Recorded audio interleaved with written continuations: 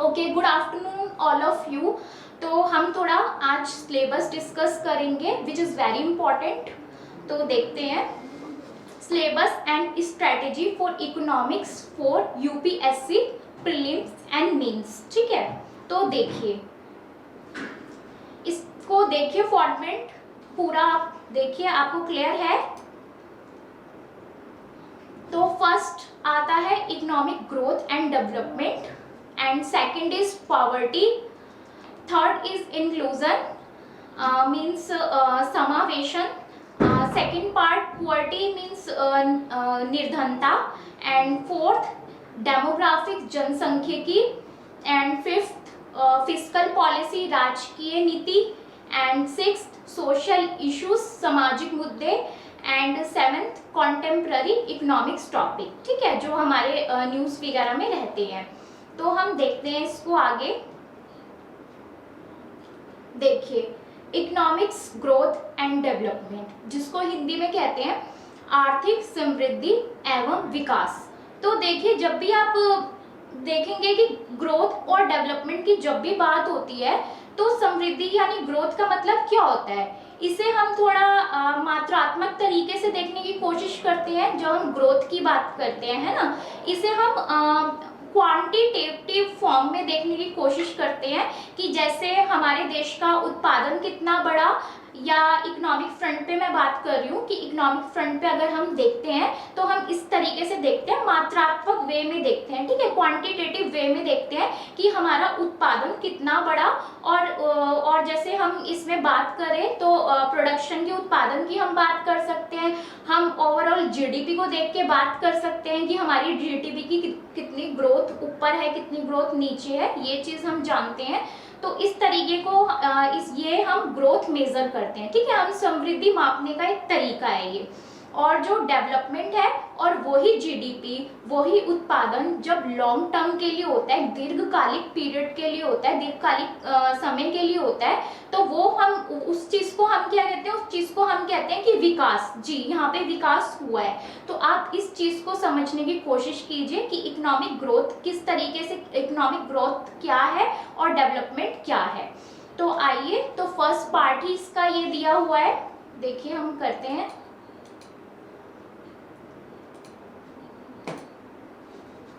Economic growth, ठीक है, economic growth के बारे में हम करते हैं। तो ये चीज़ मैंने आपको क्लियर कर दी है। And the basic next is basic concept and definition of economics. ठीक है, तो इकोनॉमिक्स के बारे में हम पढ़ते हैं कि इकोनॉमिक्स क्या है। देखिए इकोनॉमिक्स भी दो तरीके की होती है, एक व्यष्टि अर्थशास्त्र और दूसरा समष्टि अर्थशास्त्र। इंग्लिश में अगर मैं बोलूँ तो माइक्रो इकोनॉमिक और मैक्रो इकोनॉमिक। तो माइक्रो इकोनॉमिक्स में हम एक व्यक्ति की आर्थिक स्थिति को देखते हैं, जैसे वन इंडिविजुअल, एक व्यक्ति, ठीक है, एक उत्पादक, one producer, and one firm, ठीक है, एक फर्म। तो इस तरीके से हम देखते हैं। लेकिन अगर मैं बात करूं मैक्रो इकोनॉमिक की, तो हम पूरे एक कम्युनिटी को देखते हैं, देश को देखते हैं, दुनिया को देखते हैं। तो इस तरीके की जो कि कौन सी पॉलिसी का क्या प्रभाव है, तो इस तरीके से जो हम ओवरऑल देखते हैं, एग्रीगेट फॉर्म में देखते हैं, उसे हम बोलते हैं समष्टि अर्थशास्त्र यानी मैक्रो इकोनॉमिक्स। फिर नेक्स्ट आता है use and transfer of resources. ठीक है, कि मैंने आपको स्टार्टिंग में ही बताया था कि जब भी हम इकोनॉमिक्स करेंगे तो हम ये देखेंगे कि हम हमारे पास संसाधन कितने हैं। हमारे पास संसाधन हमेशा सीमित ही रहते हैं, ये चीज़ हम अपने माइंड में रखेंगे। तो उसका यूज़ कैसे करना है और उस रिसोर्सेज को कैसे यूज़ और उनका ट्रांसफ़र करना है, तो ये चीज़ हम देखते हैं इकोनॉमिक्स में। उसी को देख के सरकार क्या बनाती है, अपनी नीतियाँ, अपनी पॉलिसीज बनाती है। डिस्ट्रीब्यूटिव इफेक्ट्स, उसके डिस्ट्रीब्यूटिव इफेक्ट्स को देखते हैं, मतलब कि डिस्ट्रीब्यूशन को देखते हैं हम कि क्या क्या उसके कहाँ पे क्या क्या प्रभाव पड़े हैं। वितरणात्मक प्रभाव इसे कह सकते हैं। फिर नेक्स्ट पे आते हैं हम macro and micro economic policy. मैं आपका ऊपर क्लियर कर चुकी हूँ, ठीक है, समष्टि एंड व्यष्टि अर्थशास्त्र। ठीक है, समष्टि और व्यष्टि नीतियाँ जो सरकार की रहती हैं। फिर देखते हैं माइक्रो मैक्रो बैलेंस, बिल्कुल अगर कोई व्यक्ति, अगर किसी आप लेट सपोज कि आपके यहाँ महंगाई बढ़ती है हमारे देश में, तो उसका प्रभाव एक आम आदमी की पॉकेट पे पड़ता है। तो इस चीज को क्या बैलेंस करना है, कैसे ये चीजें हम इसी के अंडर पढ़ते हैं इकोनॉमिक ग्रोथ और डेवलपमेंट में, ठीक है। ये आप जान पाएंगे जैसे जैसे आप एनसीईआरटी में आगे बढ़ते जाएंगे, तो आप माइक्रो मैक्रो बैलेंस की इस पार्ट को बहुत अच्छे से समझ पाएंगे, ठीक है। फिर देखते हैं distributive impact of economic policy. तो वितरणात्मक प्रभाव, यही जो ऊपर मैंने आपसे बात की, तो वही चीज़ है इसमें भी। फिर आते हैं डेवलपमेंट वर्सेस ग्रोथ। ये भी मैं आपको क्लियर कर चुकी हूँ अच्छे से कि डेवलपमेंट क्या होता है। जब जीडीपी काफ़ी लॉन्ग टाइम तक, दीर्घकालिक समय तक अच्छी मेंटेन रहती है, तो हम बोलते हैं कि जी हमारे देश में विकास हुआ है। तो इस चीज को कैसे मापते हैं, एक जीडीपी क्या है, एक मूल्य है, एक पैरामीटर है, ठीक है। ये चीज मैं आपको जीडीपी वगैरह अच्छे से लास्ट 2 क्लासेस में आपको अच्छे से क्लियर कर चुकी हूँ। तो देखिए अब हम आगे थोड़ा देख लेते हैं determinant of growth and development, ठीक है। वो कौन से कारक हैं जिससे ग्रोथ और डेवलपमेंट बढ़ता है, तो ये चीजें हम पढ़ते हैं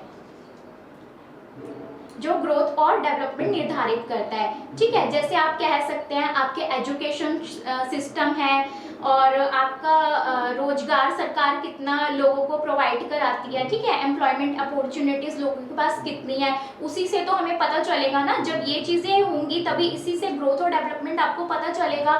तो ग्रोथ और डेवलपमेंट की क्या क्या डिटर्मिनेंट्स है, वो यहाँ पे जो ग्रोथ और डेवलपमेंट को निर्धारित करते हैं वो कारक हैं, कौन कौन से, ये चीज़ें हम पढ़ते हैं।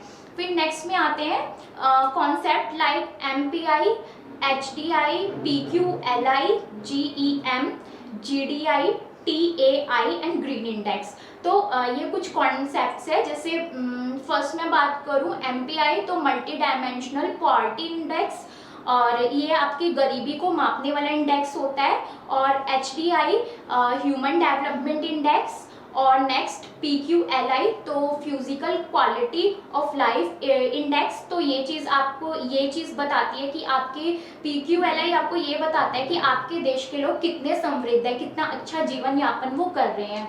तो फिर आते हैं जेम पे, तो ये है जेंडर एम्पावरमेंट मेजर्स। तो ये चीज़ हमें देखते हैं इसमें। और जीडीआई क्या है, जेंडर डेवलपमेंट इंडेक्स है। और टीएआई जो हमारा है टेक्नोलॉजिकल अचीवमेंट इंडेक्स है। और ग्रीन इंडेक्स वो कि हम कितना ग्रीन चीज़ों को यूज़ करके अपनी लाइफ को हेल्दियर बनाते हैं। तो इस तरीके के ये कुछ इंडेक्स है जिनके बारे में हम इकोनॉमिक ग्रोथ और डेवलपमेंट के लिए पढ़ाई करते हैं। यूपीएससी पॉइंट ऑफ व्यू से काफ़ी इंपॉर्टेंट रहते हैं, क्योंकि ये इंडेक्स निकलते भी हैं। और आप लोग पीरियोडिकली मतलब जैसे भी index time to time government release करती है, उसकी रिपोर्ट आप देखते हैं, कमिटीज़ वगैरह की रिपोर्ट देखते हैं, तो इंडेक्स काफ़ी इंपॉर्टेंट माने जाते हैं।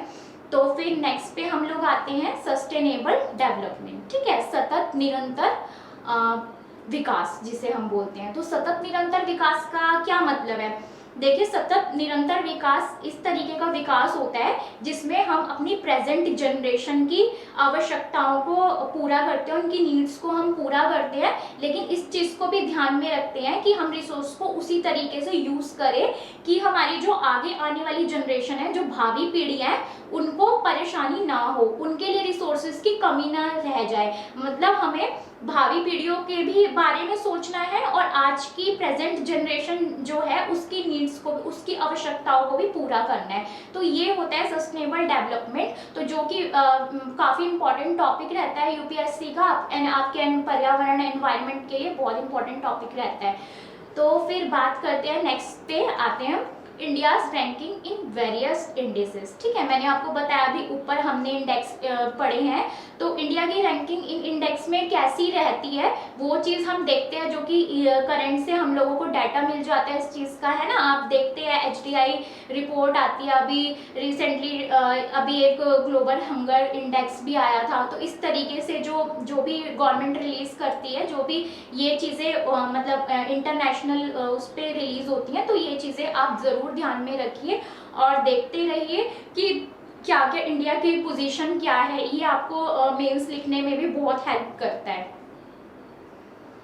नेक्स्ट पे आते हैं हम, फिर नेक्स्ट है पावर्टी, ठीक है, मतलब निर्धनता।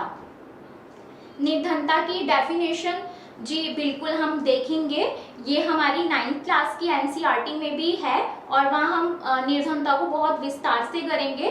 तो निर्धनता की पहले हमें डेफिनेशन जानेंगे कि निर्धनता क्या है। ठीक है, ये तो हमें पता है कि इकोनॉमिक्स में जितनी हमारी जो विकासशील देशों की जितनी इकोनॉमिक्स की जो प्रॉब्लम है उनका कारण क्या होता है, निर्धनता ही होती है। ठीक है, बेरोजगारी से निर्धनता होती है, निर्धनता से फिर बेरोजगारी होती है, सरकार को फंड जुटाने में भी मुश्किल होती है। तो इसके जो भी निर्धनता के कारण हैं, जो भी चीज़ें हैं, और जैसे हमने कृषि में भी मैंने आपको पिछली क्लासेस में अच्छे से बताया था, भूमिहीन किसानों की स्थिति बताई थी। तो ये सब क्या है, ये सब गरीबी के कारण ही है। ठीक है, तो फिर हम इसको गरीबी को बहुत अच्छे से पढ़ाई करेंगे। इसकी 9th क्लास की एनसीईआरटी में मैं आपको पूरी गरीबी का प्रोसेस, इसका मतलब क्या है, ये चीज़ें मैं अच्छे से आपको क्लियर करूँगी।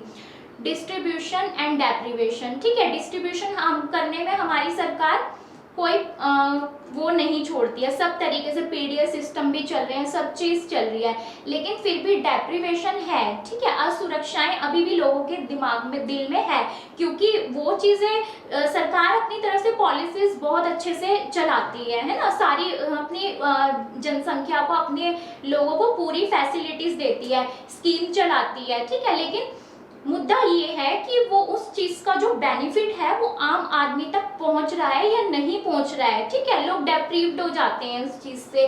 तो ये चीजें हमारे समाज का एक मुद्दा बनी हुई है, तो ये भी चीजें हम देखेंगे। डेफिनेशन आपका मैं कराऊंगी अच्छे से। ठीक है, पॉवर्टी क्या है, निर्धनता क्या है। निर्धनता देखिए, जब भी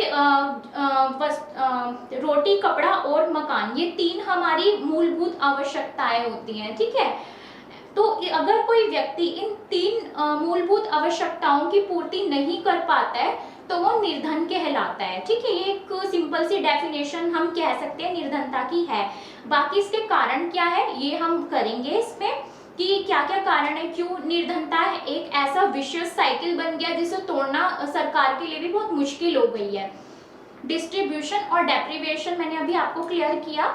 फिर इनकम वर्सेस कैलोरी। ठीक है, तो पॉवर्टी को मापने के लिए पॉवर्टी लाइन एक इंडिकेटर है। ठीक है, पॉवर्टी लाइन के बारे में, गरीबी रेखा के बारे में हम पढ़ते हैं इकोनॉमिक्स में, क्योंकि उसी से हमें पता चलता है कि हमारे देश की कितनी % पॉपुलेशन पॉवर्टी के नीचे है या पॉवर्टी के ऊपर है। ठीक है, निर्धनता रेखा के नीचे है, निर्धनता रेखा के ऊपर है।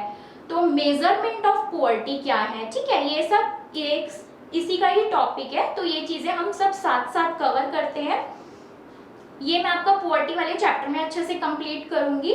Status of poverty. ठीक है, पॉवर्टी का समाज में क्या स्टेटस है। देखो, गरीब इंसान को कोई नहीं पूछता, सब जानते हैं। ठीक है, और गरीब इंसान के लिए अपने बच्चों को आगे ले जाने के लिए भी संसाधन की जरूरत होती है जो उनको मिल नहीं पाती है। तो गरीब इंसान का स्टेटस हमेशा समाज में नीचे ही बना रहता है। फिर हम नेक्स्ट टॉपिक पे आते हैं, इरेडिकेशन प्रोग्राम। तो गरीबी उन्मूलन के उपाय। ठीक है, गरीबी को कैसे दूर किया जाए। ठीक है, तो इसमें ये सारे, जिसमें सरकार की बहुत सारी स्कीम्स रहती हैं, जैसे आप कह सकते हैं बहुत स्कीम्स, मतलब रोज प्रधानमंत्री ग्राम स्वरोजगार योजना, कुछ इस तरीके की भी स्कीम्स चलती हैं, वो हम विस्तार से देखेंगे इस चैप्टर में। तो इरेडिकेशन के जो भी निर्धनता उन्मूलन के जो भी प्रोग्राम है इसमें ये पढ़ा जाता है। Poverty and resource policy. तो गरीबी को कैसे डील करना है और गरीबी के लिए क्या क्या, गरीबी दूर करने के लिए सरकार को क्या क्या रिसोर्सेज चाहिए, तो ये चीज़ देखी जाती है इसमें। फिर आते हैं ट्राइबल राइट्स एंड इशू। ठीक है, ट्राइब्स के मुद्दे इसमें देखे जाएंगे कि वो भी गरीबी के स्थिति से कैसे निकले, उनको क्या क्या अधिकार मिले हुए हैं, क्या क्या उनके सामाजिक मुद्दे हैं, तो ये सब चीज़ें भी इसी में पढ़ी जाती हैं। लाइवलीहुड मिशंस क्या है, ये भी चीज़ें देखी जाती हैं, इसमें भी स्कीम्स वगैरह गवर्नमेंट की रहती है जो हम विस्तार से आगे देखेंगे पॉवर्टी वाले चैप्टर में।